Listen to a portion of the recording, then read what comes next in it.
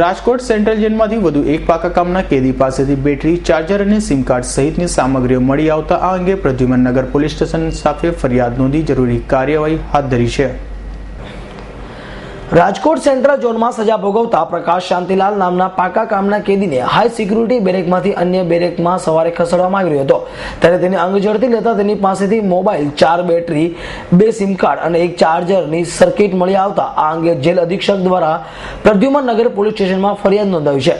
આ અંગે પોલીસે વધુ તપાસ હાથ ધરી છે। અગાઉ પણ આવી અનેક ફરિયાદો નોંધાઈ ચૂકી છે, જેની અત્યાર સુધી તટસ્થ તપાસ થઈ નથી। ત્યાં વધુ એક જેલમાંથી અનધિકૃત વસ્તુઓ મળી આવતા ભારે ચકચાર મચી પામી છે।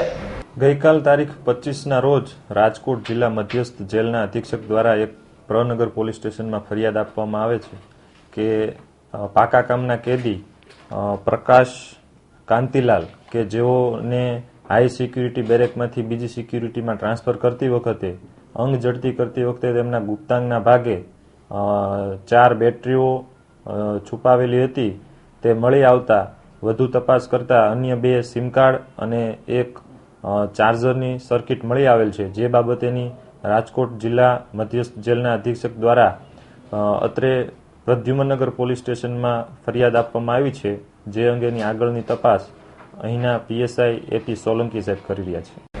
Devang Bojani, S9 news, Rajkot.